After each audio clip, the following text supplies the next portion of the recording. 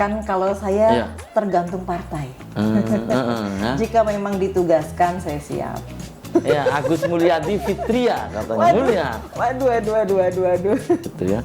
Oke, Mbak Fit, kan yang daftar di DPC PDI Perjuangan Kota Cirebon banyak juga kan? Alhamdulillah. Iya banyak. kan, figur-figur yang daftar. Iya mungkin gimana ya, mungkin gini, sama-sama kita berada di pemerintahan. Khususnya untuk pemirsa di Kota Cirebon ini dalam rangka pilkada ya, Iya, serentak betul. berarti ya. Dalam rangka pilkada serentak, saya mohon kepada seluruh pemirsa atau masyarakat khususnya di Kota Cirebon ini agar nanti dalam memilih pemimpin itu harus melihat track recordnya, kemudian Rekam latar belakangnya seperti apa, rekam jejaknya bagaimana, dan pilih pemimpin yang memang peduli kepada masyarakat.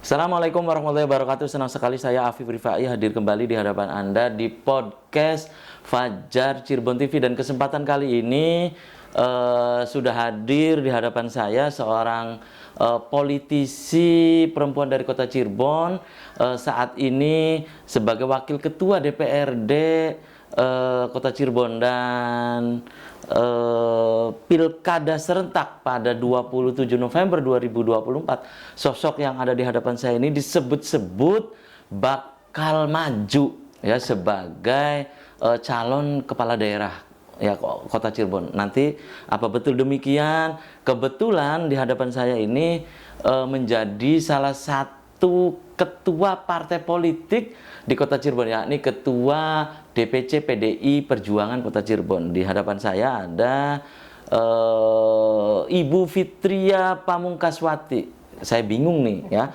sedulur Fajar Cirebon manggilnya Mbak atau bukan, ini masih muda di hadapan saya ini ya. Ya, apa kabarnya Mbak? Alhamdulillah. Sehat, Mbak? Baik, Mas Alhamdulillah. Afif. Lama nggak ketemu. Iya, terakhir itu di tahun 2000, awal pertama maju sebagai calon anggota legislatif ya. Saya ketemu dan talkshow dengan Mbak Fitria ya. Mbak Fit, ini kan rame nih di Kota Cirebon, sudah rame, bukan hanya di kota ya, pokoknya yang daerah yang akan menggelar pilkada serentak nih sudah rame nih. Nah, di Kota Cirebon Mbak Fitria ini disebut-sebut bakal maju. Apa betul sih Mbak Fit di Kota Cirebon itu, Mbak Fitria? Ya insya Allah, ya mohon doanya saja Mas Afif gitu, karena kami PDI Perjuangan ini kan sudah membuka pendaftaran. Oh, sudah dibuka ya? Ya, kemudian juga sudah menjaring dan sudah mengikuti psikotes yang dilakukan oleh DPD. Tahapannya berarti sudah ya? Tahapan-tahapan yang sudah daftar itu? Sudah, termasuk Mbak dilalui Fitria semua. juga ikut ya? Ikut. Betul. Jadi Mbak Fitria itu sebetulnya bukan isu ya akan maju, itu memang betul ya? Insya Allah. Betul adanya ya? Kan kalau saya Iya. tergantung partai. Ya. Jika memang ditugaskan, saya siap. Intinya itu. Kalau partai menugaskan Mbak Fitria Pamungkaswati ini maju, siap berarti? Siap. Oke Mbak Fit, selama ini komunikasi politik di Kota Cirebon, PDI Perjuangan itu dengan partai mana saja yang sudah itu? Atau memang setiap hari juga komunikasi? Nyerempet-nyerempet tentang pilkada serentak itu bagaimana Mbak Fit? Iya, jadi untuk komunikasi politik, nah, kita terus melaksanakan ataupun menggelar silaturahmi dengan berbagai partai. Ya. Partai yang sudah bersilaturahmi dengan kami yaitu PKS di awal, kemudian dengan PAN juga sudah berkunjung ke DPC dan sudah berbalas kunjungan juga ya. Kemudian juga kemarin baru dengan Golkar, insya Allah selanjutnya dengan Gerindra. Ini menarik kalau dengan Golkar nih, menarik nih. Tuh kan, sudah ini nih sedulur Fajar Cirebon sudah ketebak apa? Sudah tebak Mbak Fitria ini ketika saya menyebut Golkar. Jadi betul lah isu-isu selama ini kan rame. Apa, Mas? Ya itu tentang Cirebon Mulia, Kota Cirebon Mulia. Ya, Agus Mulyadi Fitria katanya. Mulia. Waduh. Iya, katanya tinggal beberapa tahap lagi. Itu sih teman-teman media aja. Aduh, nggak goreng-goreng gosip. Semakin digosok semakin sip. Sip kan, begitu kan? Kalau tidak ada isu berarti kan bukan politik kan, Mbak Fitri ya kan? Karena sampai sekarang juga saya belum tahu, karena Pak PJ Wali Kota apakah mencalonkan diri atau tidak, kan saya belum tahu juga ke depan. Cuman ini ya mungkin netizen kali ya, masang-masangin, nyocok-nyocokin gitu kan. Betul kan?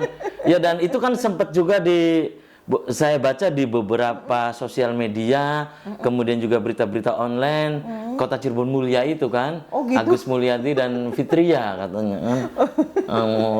Ternyata itu sebetulnya sudah ada obrolan belum sih dengan Partai Golkarnya, Mbak Fitria dari PDI Perjuangan itu sudah ada? Oh belum, Oh, belum. Kita kan baru silaturahmi saja. Karena kan kalau kita melihat dari Golkar ini kan sudah ada 2 nama yang diberi surat tugas ya. Ada Pak Edo dan juga Pak Heri, kan begitu.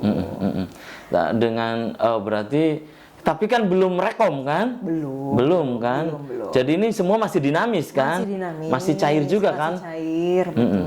Dan selama ini di kota sudah ada gitu partai-partai lain yang merapat karena PDIP ini kan partai yang mengakar ya di masyarakat itu. Ya biar gepeng yang penting banteng lah begitu kan. Iya banyak juga di kota itu kan, dan memiliki akar kuat. Sudah ada partai-partai yang merapat, Bu, udah koalisi dengan partai ini aja, dengan partai saya aja, sudah ada gitu, Bu? Ya kalau namanya silaturahmi dan penjajagan mungkin sudah, gitu ya. Tapi terkait jodoh, nanti tergantung orang tua alias DPP. Iya, betul. Apakah direstui atau tidak, Oh, kan tetap begitu. ya, tergantung DPP kan. Betul. DPP selama ini atau DPD terhadap apa yang dilakukan jigjag-jigjag politik Mbak Fit di kota, menyerahkan sepenuhnya atau tetap ini yang DPP dengan DPD tetap? Ya, jadi menyerahkan kepada kami yang ada di bawah, karena DC mungkin yang mengetahui ya bagaimana dinamika politik yang ada di daerah, kan begitu. Sehingga menyerahkan sepenuhnya, dan itu juga digodok kembali oleh DPD dan DPP. Gitu ya. Oke, Mbak Fit, kan yang daftar di DPC PDI Perjuangan Kota Cirebon banyak juga kan? Alhamdulillah iya, banyak. Kan figur-figur yang daftar. Dan ini di samping melalui tes juga melalui apa penjaringannya itu? Apa melalui hasil survei atau bagaimana? Mungkin salah satunya pasti ada hasil survei. Hasil juga survei. Iya, itu. Dan saya dapat info DPP itu inginnya Mbak Fitria. Apa betul ini DPD juga? Waduh. Ya, bocoran halus ini ke saya itu. Betul nggak Mbak Fitria? Saya kurang tahu, justru malah Mas Apip yang dapat bocoran kan gitu. Iya, yang masuk ke saya itu pengennya katanya tuh ketua DPC-nya yang diinginkan itu untuk maju katanya kan. Gitu. Karena ketumnya DPP adalah perempuan, jadi sampai ke bawah pun ya ada juga yang menganggap demikian, perempuan juga pas katanya. Ini sebagai bukti bahwa PDI Perjuangan itu menghargai betul kaum perempuan gitu, kaum hawa. Nah, ini menariknya dengan ada Kota Cirebon Mulia ini gitu. Akhirnya muncul itu. Nah, kan gini Bu, tidak mungkin ada asap kalau tidak ada api gitu kan. Iya kan? Nah, ini gimana nih Mbak Fit menanggapi isu-isu demikian? Iya mungkin gimana ya, mungkin gini, sama-sama kita berada di pemerintahan. Saya di wakil ketua DPRD, kemudian Pak Agus menjadi PJ, gitu ya. PJ Wali Kota, dan digadang-gadang katanya akan maju. Betul. Ya. Melalui kendaraan Partai Golkar. Banyak yang menyebut demikian kan. Sedangkan di Golkar sendiri itu kan ada beberapa figur kan. Ini yang menarik gitu. Iya. Ya tapi Mbak Fit dengan kondisi demikian menikmati saja gitu ya. Isu-isu, karena isu kan pasti berseliweran nih. Karena semua masih cair kan. Iya kan? semua masih cair, masih dinamis. Masih dinamis gitu ya. Dan mungkin Mbak Fit juga sering turun ke konstituen-konstituen selama ini gitu ya. Mbak Fit, kalau dengan kader-kader senior PDIP selama ini komunikasinya gimana terhadap pilkada serentak itu? Alhamdulillah baik, kita sering berkomunikasi gitu ya. Ya, karena memang surat tugas ataupun rekomendasi ini kita belum pegang ya untuk PDI Perjuangan dari Kapan itu surat rekomendasi itu? Kemungkinan kalau rekomendasi kan biasanya dikeluarkan sudah paket. Iya. biasanya sudah pakai. Ini Tapi surat rekomendasi tugas itu biasanya. surat tugas. Sebelum rekomendasi itu ada surat tugas. Tapi surat tugas biasanya itu kan berapa persen lagi rekomendasi gitu. Iya. Biasanya kurang begitu lebihnya kan. seperti itu. Siapa yang mendapat surat tugas itulah yang akan mendapat rekom kan, biasanya begitu kan. Kurang lebihnya seperti Ya, itu. mungkin ini nanti datangnya ke Mbak Fitria ini. Ya, harapannya kan begitu Mbak Fitria. Amin gitu Mbak Fit. Amin, amin. Iya, iya. Diamini saja. Nah, Mbak Fit, dengan munculnya figur-figur dari partai lain ya, oke. selain PDI Perjuangan itu kan banyak muncul kaum perempuan tuh di Partai Nasdem, ada Ibu Eti Herawati, Hanura ada Ibu Yus kan, Bu En. iya Bu En, termasuk Mbak Fitria sendiri, kaum perempuan banyak muncul di Kota Cirebon. Tanggapan Mbak Fit? Ya, jadi alhamdulillah saya sangat bersyukur nih dibanding dulu 2009 ya. betul. Itu kan perempuannya hanya dua, hanya Bu Lili dan Bu En Iya, saat itu. Tapi di saat saya masuk 2014 sudah langsung 9 melonjak. Perempuan itu luar biasa. Perempuannya terpilih di DPRD. Kemudian di 2018 pun 10 malah ya gitu. Jadi meningkat terus ya Mbak Meningkat Fitria ya. terus, alhamdulillah. Jadi kalau saya melihat tingkat partisipan ataupun tingkat dari kepercayaan masyarakat kepada politisi perempuan ini sudah sangat meningkat dan sudah sangat bagus. Sehingga Kota Cirebon sudah mencapai 30% ya untuk gendernya. Amanat undang-undang itu ya. Amanat undang-undang. Iya. Jadi perempuan bukan hanya di belakang Iya, sekarang, betul. tapi perempuan berada di samping. Tidak hanya sekedar partisipasi. termasuk di pilkada nanti ya. Ya kan banyak juga yang disebut-sebut, ada Ibu Eti gitu kan. Iya.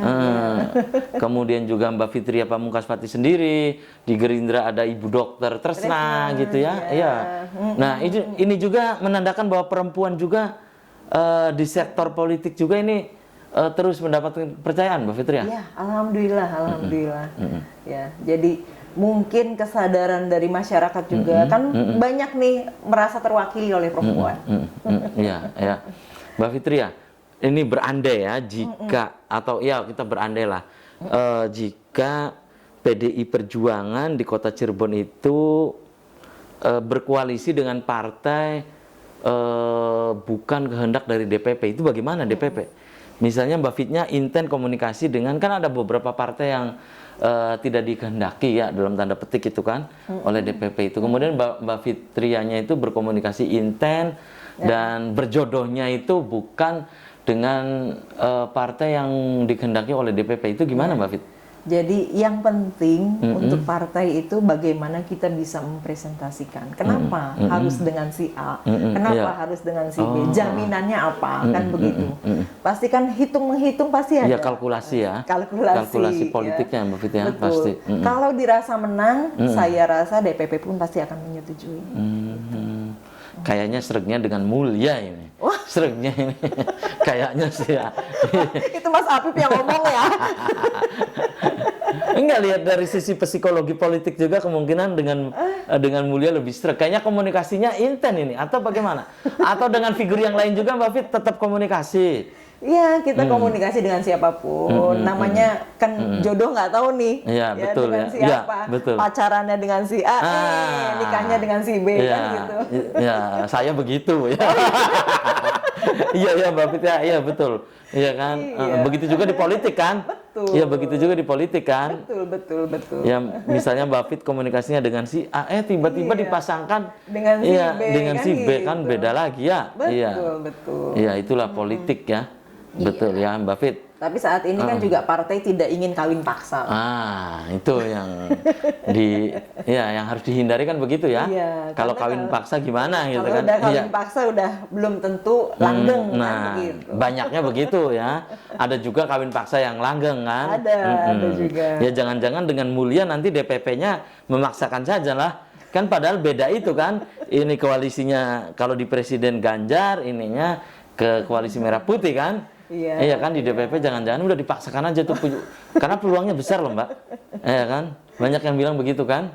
Ketika mulia ini disandingkan, Kota Cirebon mulia itu kan, gitu. tagline-nya juga pas gitu Mbak Fit. Iya, kemungkinan Mbak Fitria juga ini menyambutnya baik sekali nih, sepertinya begitu nih. Gitu. Ya. Mbak Fit juga kan saat ini sebagai di unsur pimpinan ya di Gria Sawala itu di DPRD Kota, Mbak Fit, apa sih yang dibutuhkan oleh Kota Cirebon saat ini? Yang mesti dibenahi apa gitu, menurut Mbak Fit? Kalau menurut saya sangat banyak, ya, karena kan imbas dari COVID juga itu kan sampai sekarang masih berpengaruh, ya, untuk bebenah dan lain sebagainya. Di antaranya mengenai sampah, infrastruktur. Iya, itu kalau sampah nasional juga ya. Iya, betul. Stunting juga menjadi isu nasional juga, kan, gitu. Bagaimana Nah, juga? ini makanya kalau jadi wakil wali kota atau wali kota ini sudah mengetahui nih, sudah belanja masalah ini. Iya kan? Sampah terutama nih Mbak Fit ya. Iya, sampah, betul. termasuk infrastruktur. Infrastruktur termasuk. Gitu, Terutama karena di wilayah timur, wilayah selatan. Selatan, betul. Wilayah selatan ini ya lumayan harus bebenah banyak di sana, gitu. Itu yang mesti ini ya. Kemudian kalau untuk ini Mbak Fit, kira-kira Cirebon kan kota ya terkenalnya kan perdagangan, bisnis gitu ya. Kalau untuk hal itu Mbak Fit, bagaimana menurut Mbak Fitria? Iya, jadi kalau menurut saya itu sudah bagus, ya, kota perdagangan dan jasa, Iya. kota Cirebon ini. Kemudian juga UMKM-nya sudah sangat bagus, luar biasa dibanding daerah-daerah lain. Gitu. Jadi gimana kita bisa mendorong daya juang dari para UMKM ini, kemudian juga untuk pedagang-pedagang kaki lima yang masih itu juga perlu penataan Mbak Fit? perlu penataan sehingga kota menjadi rapih, menjadi cantik dan menjadi nyaman. Gitu. Oh itu. Ini kan sudah berusaha, itu kan sudah ada usaha, terutama untuk UMKM di sektor mana sudah ada tempat gitu ya. Sudah. Tapi kata Mbak Fitria ini memang harus itu kan, harus diperkuat lagi gitu Mbak Fit. Harus diperkuat lagi karena salah satu faktor kemarin waktu pandemi itu yang menjadi daya juangnya UMKM itu luar biasa dari situ, gitu kan. Mereka masih bisa bertahan loh. Gitu. Ya UMKM kan yang bisa bertahan itu kan. Betul, saat COVID. Nah, betul. sekarang gimana caranya pemerintah daerah ini juga bisa membantu, bukan hanya memberi pelatihan saja, gitu, tapi bisa membantu menyelesaikan bagaimana dari hulu ke hilir, gitu ya, outputnya apa dan seperti apa, gitu. Mbak Fit, kalau slogan Mbak Fit nanti itu apa gitu di pilkada nanti itu? Mbak Fitria sendiri, maksudnya individu bukan pasangan nih, iya kan? Saya belum berani bicara ke arah sana, Mas, karena kan iya nggak apa-apa, ini berandai kan? Oh jangan. Karena rekomendasi kan belum turun, surat tugas juga belum turun, gitu.